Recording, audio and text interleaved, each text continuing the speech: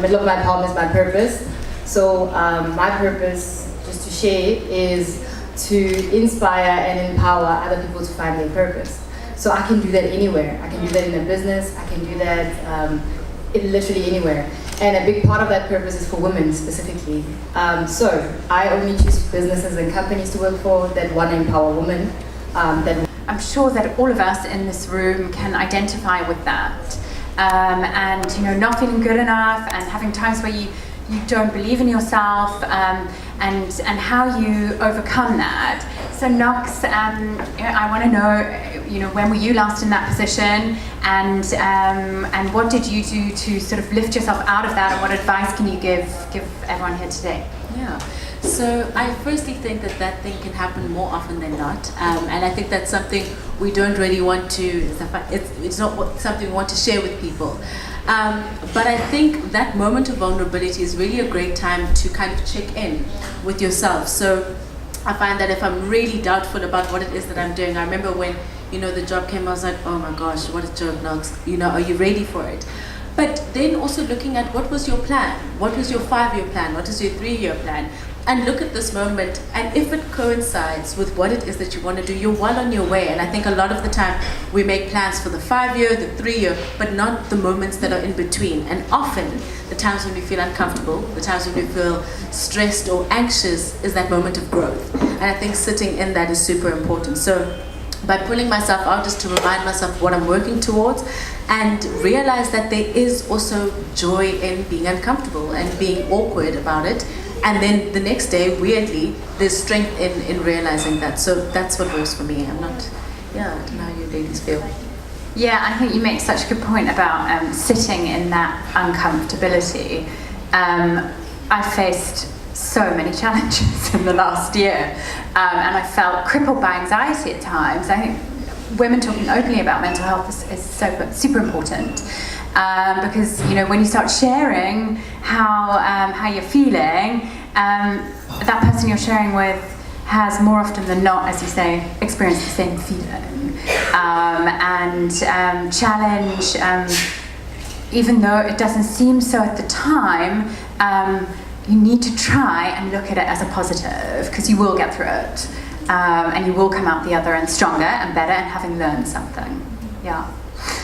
Lelembe, you and I were having a conversation just now, like 5 minutes ago, by the lunch bar, and you were telling me a bit about your journey working in really male-dominated spaces, and you told me a story about a certain incident and how you overcame it and how you were supported to overcome it.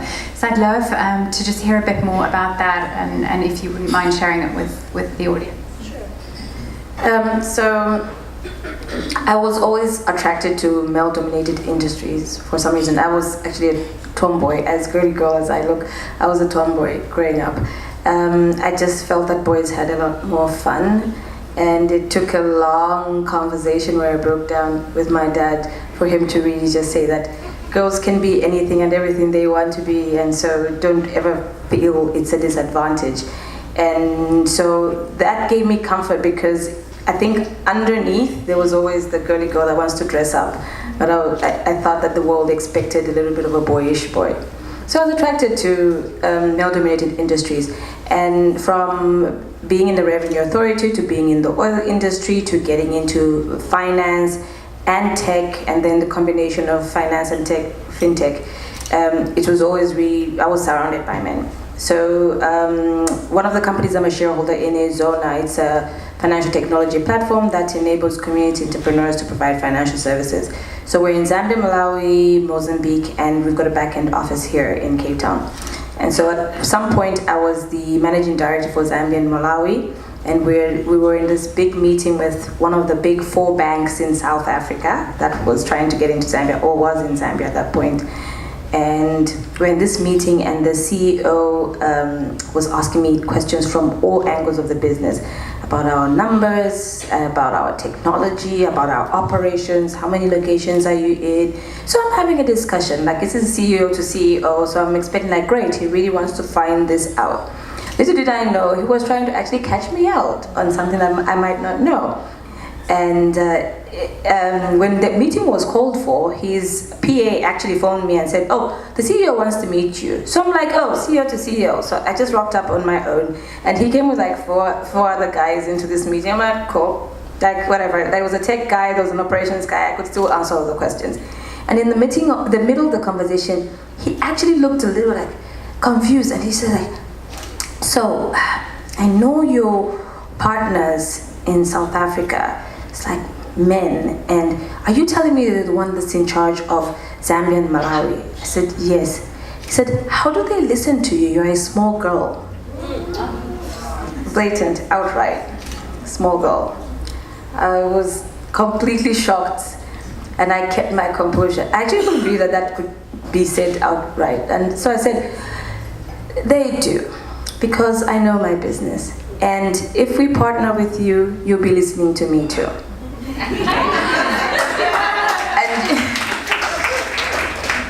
And you could see the other guys on his team were almost like cheering underneath their desks, because like the one guy was like,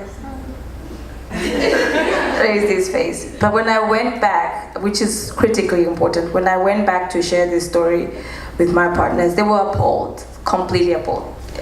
4 white males. And they were like, we can't actually believe that he said that. So we deliberately decided, like, our CFO was like so disgusted. He said, what we're going to do is, for this whole deal, every meeting requested, we're going to make sure it's a small girl going there. And so for everything, like, we want to do a site visit. We took one of our tiniest looking girls and said, you take him on a site visit. Because they all knew the business. So they could still answer all of the questions. And so sometimes you'll be confronted with blatant misogynism and like blatant sexism, and it's important to not cower back, because what I always take with me into those conversations, in those meetings, is it's not about me, it's also about the next person who I'm representing. So if I cower, I'm making this situation harder for the next female leader. That man will never say that again after that answer, because I dealt with it, right? Which means the next lady who's coming to have a meeting with him, he'll be a little bit more polite about that. So bring the whole queen crowd with you, and just know that you're not alone. So stand up to it so that it's easier for the next person. So I think that's a great way to even maybe ask Holly. You know, you had to start a year ago a new team and had to, you know, get the new vision for what Cosmo South Africa would look like. Can you just give us a sense what are the top tips in getting that team buy-in? Because you'll probably inherit another team. How do you get that buy-in for the common objective? Yeah, I think with leadership, whether you're leading a big team or a small team of one, communication is vital. And you really need to communicate and engage with your team about your big vision. And when you lay out that big vision, and part of laying out a big vision is putting in many hours and lots of time and energy and commitment, and really understanding what your vision is, why you have that vision, and how you're going to get there, and how each member of your team fits into that vision, and understanding from them how they see themselves fitting into that vision. And I think you know, sometimes I'm guilty of completely living in my head. And I have this idea, and then I'll get frustrated at someone that they don't see it like I see it. And then I have to actually check myself. Nicole understands. But then, you know, then I check myself and I'm like, well, have I properly communicated it? And oftentimes, no, I haven't. So yeah, don't live in your head. You've got to, those communication skills are so important for getting someone on board. And once you've got someone on board, or your team on board, to share your vision, your culture is so much happier and more dynamic, and transparency is really key. So I think that's my number one tip. And then also, you know, we work with women only at Cosmo. We're a big team of women. Actually, we've got a male creative director, and he's phenomenal. But I think women supporting women is super important, and to not allow negativity and bitchiness to get in the way. And having a constant check on that is important. And you know what I think is really, really important is recognizing good work where it's due, and communicating praise. And where someone's messed up or work hasn't been up to standard, communicating it in a constructive way, you know, and mentoring, we were discussing that earlier. But making sure it's constructive, because otherwise you're only going to upset someone and demotivate someone. So I think that's also really, really important. Right. So, you know, we were thinking a lot about, you know, you say that you have a lot of side hustles, but also really working hard, obviously, at TFG. And obviously, time management is a really hard thing to grapple with. And I think a lot of people, maybe even in the audience, how is it that I manage my time in a way that, you know, I want to be ambitious, but also there are only 24 hours in a day and I get so tired. How do you manage all that you have to do? I'm glad you asked me that because I had this chat with Lauren recently, so I can answer you confidently. So the first thing that I remember is the first time I actually decided to do something outside of work was I told everybody that I was doing it, and so everybody was expecting results. So I built a lot of pressure on myself. So I think the first thing with time is the pressure that you build, not internally, but the external pressure. So currently, my job requires 28 hours of the 24-hour day at TFG. But what I've done is I've actually allowed myself to think of my side hustles more as like a study session. So when you sign up for a course anyway, because you're going to pay thousands of rands for this master's degree, you sign up and you pay the fees, and then suddenly you're ready, right? And then you tell everybody you're doing a master's, and then you shut down your weekends to study this thing. You shut down your evenings to study this thing. Everyone respects it because it's from UCT or from University of blah, blah, blah, blah, blah. And because of that, it's got a presence and it's got importance, and everyone respects it. And so everyone gives you space. Do the same with your side hustle, because that's what it is. It's the MBA of life. It's your life. It's your MBA of business. So do the same thing. Treat it like you would if you were studying a master's or whatever it is. Tell everybody that it's that important and it's going to change your life. Explain it to your boss if you have to. I remember I said this to a young lady. Tell your boss that you're building this business and why you're building it and how it's going to benefit you at work. And she said, I'm not doing that. My boss and I don't see eye to eye. I said, do it. Just do it and then see what happens. And she did. She says her boss started to see her as more ambitious, as somebody who has real ideas. They started to see a different side of her. And the importance of that is it alleviated a lot of pressure on her. That's what it did for me as well. So the first thing was, treat it like you were if you were going to study a master's. Number two, create an environment of trust between yourself and people around you, including the people who you hold your time pressure to, so your boss, so they understand what it's about. If you don't have that luxury with your boss, that's okay, but at least allude to doing other things so that they know that you have other interests. The last one is shut down your weekends, do it. You're gonna do it anyway for other things, you know what I mean? And then lastly, I also had to rationalize and say, I'm doing way too many things with way too many people, so what's more important? So I've literally cut down right now to pretty much 2 projects, which are very important to me and are very aligned to my daily job. So it doesn't feel like I'm doing extra, it feels like I'm feeding into the main cause. So that alignment between personal and business is very important for me, because I know that I can feed both and still get the same result, and still feel like I still have time for other things. Could I add to that? I think that's really important. With us as women, there's so many roles that we play outside of the work and the side hustle, and being the wife and being the mother and being the sister and being the daughter and all of that.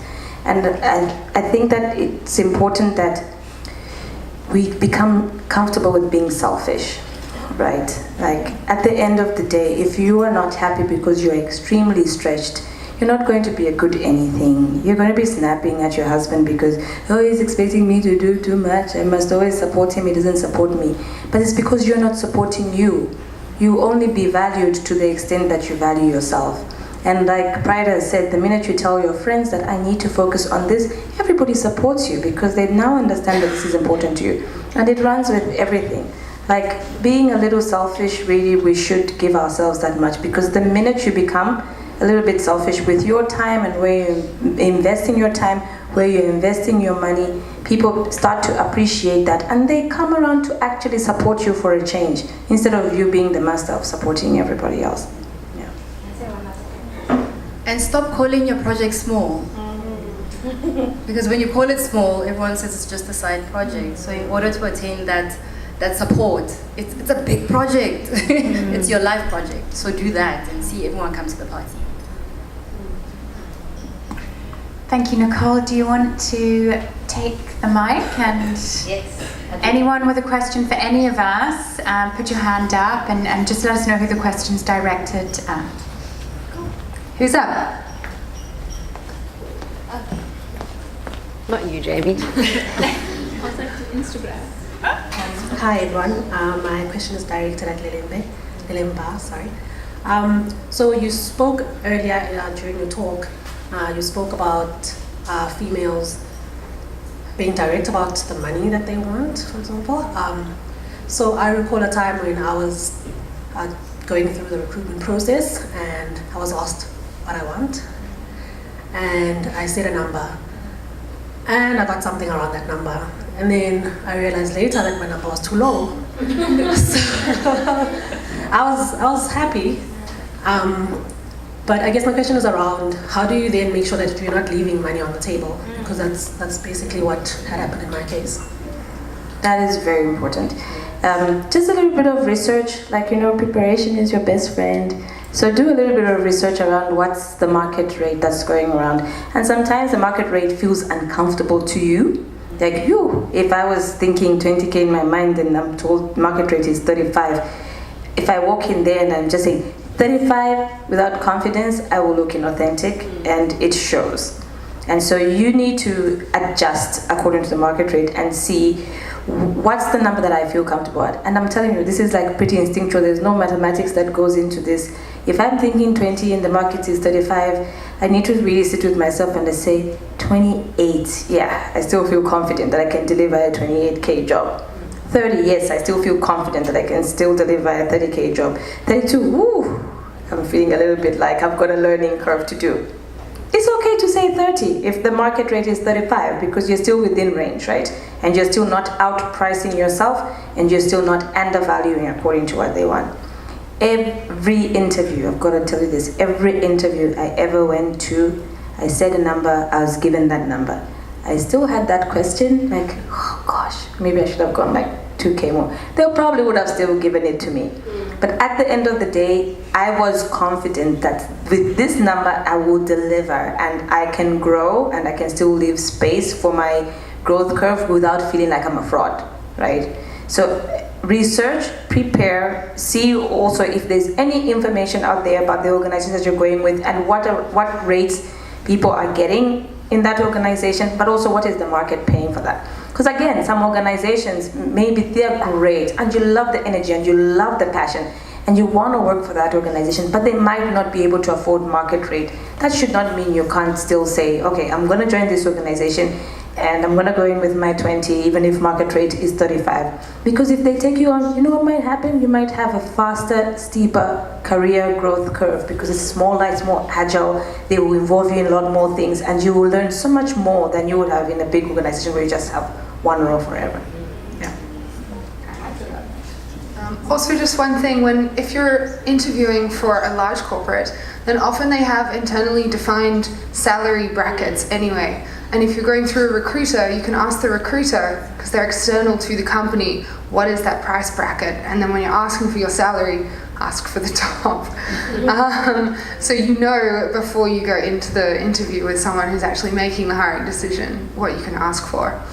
And I think this is such an important topic. When we started Future Females, because it was purpose-driven, we didn't want to charge. We were like, yeah, but that defeats the object. Like, we want everyone to be able to come. And eventually we were self-funding, it just wasn't feasible, and almost like some of the love was being lost because it was hampering our lifestyles to provide these events that we were putting on. We ended up charging, and it was our largest event we ever had in the first month we started.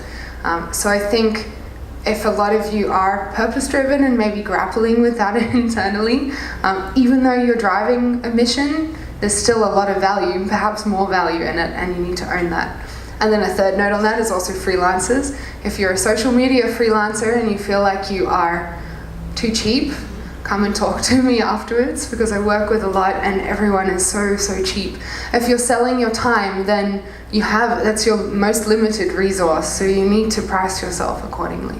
Can I add to the social purpose people who identify a lot more with do good and stuff like that?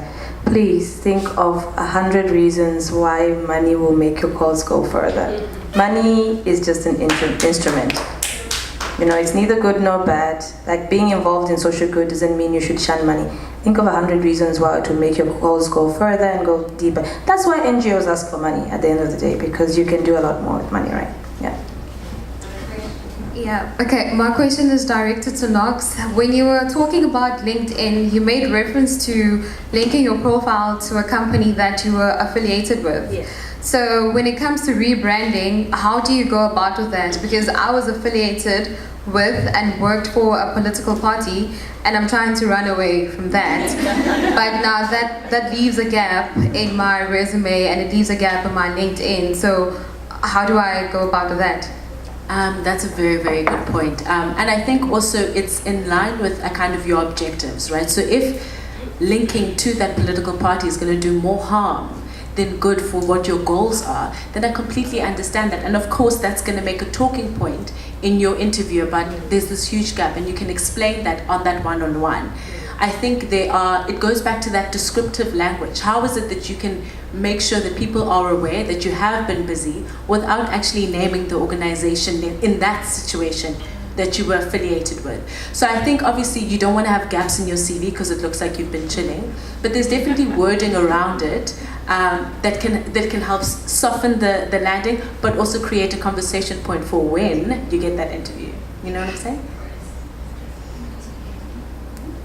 Hello. Hi, sorry, I'm just going to stand. For me, I just have a comment and a question. I just want to say that today was really beautiful, and each and every single one of you ladies sitting there on stage really touched me, and my heart is really warmed. And thank you for just, sharing a piece of your life, giving us your thoughts on being a female and just giving back to us. And I just want to say thank you for that. Lauren, I want to ask you something. I want to know, if you knew what you knew now back then, what would you have done differently? One scenario. And please be funny. Joking. I think that finding myself funny anyway. So when I started Future Females just as I had launched Growth Academy, and for a long time I was really grappling between how do I split my time between these two different businesses. And I was like, starting two businesses essentially in the same month is a horrific idea. Like, no, I would never suggest that to anyone. You split your focus, split your time, etc. And I also was really personally struggling with my own brand. I was like, am I female empowerment? Am I grow your business online and be a digital nomad? Am I like women or management consulting? And I was kind of a bit lost, really. And I sat with one of my mentors, and she said, the thing that ties both of those businesses together is you. And that is also when I was like, I need to stop hiding behind both these logos and just be me. And I think I maybe wouldn't have done it differently because I didn't have the confidence and maybe didn't have the credibility until I had started building both. But stepping out and just being me has made me feel a lot more grounded, a lot more calm, and it feeds both, and now these businesses like really nicely feed into each other. So I think I would have just found the confidence sooner to be who I wanted to be. Yeah.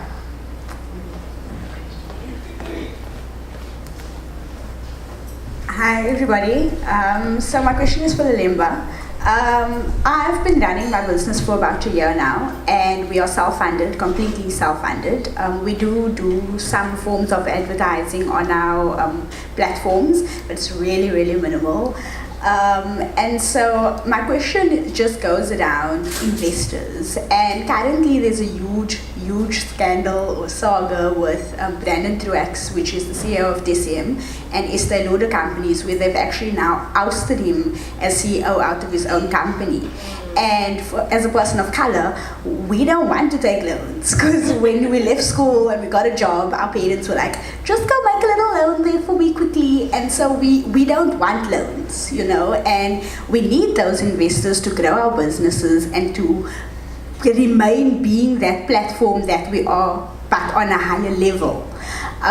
What is, I would say, maybe a rule of thumb when pitching for investors? Obviously, don't give more than 50% of your company away. But what do we do to protect ourselves from losing our businesses to investors? Really important question.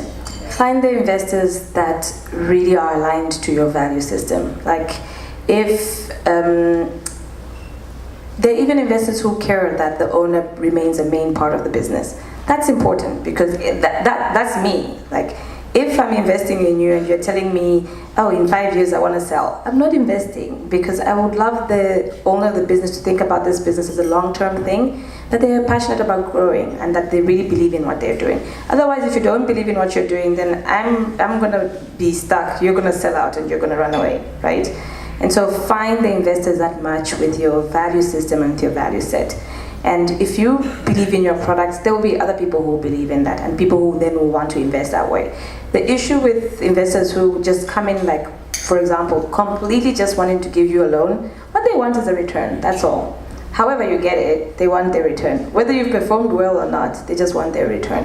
And so it's important that when we're growing as women and as business people, we're not focusing on getting money for money's sake. There's good money and there's actually bad money as well. There's money that will put you in pressure and put you away from your mission. Some of them are going to chase the numbers so much that you move away from what really meant to you at the beginning of the day. And then you hate your business, and then you feel like, who am I really doing this for?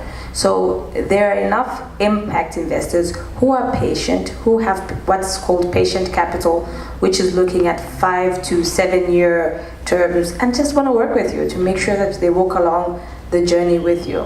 So you've got options, and so don't stick to, do I get a loan? That's scary for a lot of business people, and sometimes it cripples you because of the interest rates. And also just don't think it's the venture people who just want return. There's options out there.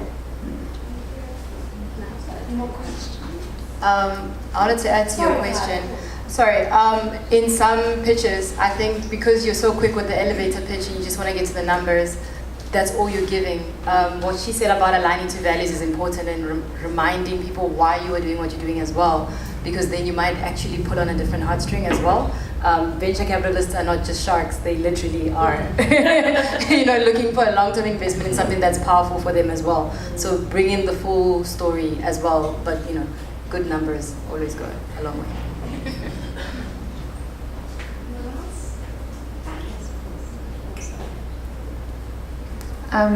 Thank you for that, the comment that you made about patient investors, because as you said, it's for the long term and you need to be partnering with somebody. Have you got any advice as to how people might find those people? I'm here. Example number one, but also Google terms such as impact investors, and it depends on the type of field that you're in. You might have impact investors that will be more focused on social enterprises. They're even more patient. You might have impact investors that are focused on gender lens, which is me. They're also very patient. Might be some that are focused on environment. So impact investors is a good Googleable term to use. Yeah, that's helpful. Reproductive rights. It means trans visibility. Politics encompasses many different subjects that matter to women. So it's a big pillar that we recognise. So please don't think of Cosmopolitan as being ignorant of politics. We're not at all. We really embrace it. So I think with that in mind, don't only approach a political outlet or a news outlet like a News 24 or a Daily Maverick. Widen the net because politics is an important part of our DNA, and I think many other brands are tackling these conversations that need to be had. Fashion brands are, beauty brands are, I think when I receive pitches, lay out your vision and pitch story angles, but be really clear and succinct in your pitches. Knox and I were actually having a giggle the other day because I received a pitch from a young woman, and it was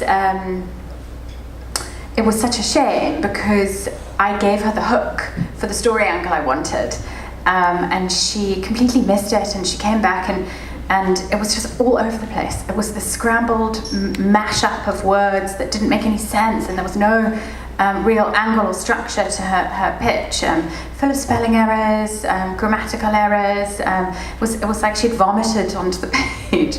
And I thought, gosh, this is really sloppy. Why? I couldn't understand. She's actually quite a well-known writer, and it was lazy, and it made me feel a bit angry actually, because she should know better, because she is a writer and as I said, quite a well-known one. So I think that attention to detail and really refining your angle, thinking about the message you want to communicate, and bullet points. Don't waffle. Put it into an email. Put the story angle and then bullet point the different messages you want to cover in your pitch, and I'll quickly see really actually the first sentence of the pitch. I know if I want to read more, and if it grabs me, and then I'll open up the conversation either with myself or with Knox. But I think email is the best way to pitch. We receive many daily. Do you want to add to that now? I was just going to say, a lot of what I think is the mistake is you know that about yourself, that you've got that experience in a legal and, as you mentioned, stiff kind of environment. That doesn't define you. So in that moment that you're in the inbox, just run straight with what your objectives are. So I think a lot of the time when people pitch, it's this over-explaining of something that you're obviously quite stressed about. And then I spend about halfway through, I'm not too sure where you're getting to. So you obviously have experience writing already. So I think the first thing to do is, if you want to approach a Cosmo, learn about the brand, what are their objectives, and then your strength is obviously policy writing or whatever it may be, and find a way that you can marry the objectives of that brand and your skill set. And already that makes it so much easier to read. So I've got the background is amazing, but just get straight into it. And if then you start to mention in a second up follow-up that you're a bit nervous because you've got this background, then we can work with that. But to spend that entire time saying, oh my gosh, and I came from this, but I love Cosmo, I'm halfway through, I'm done.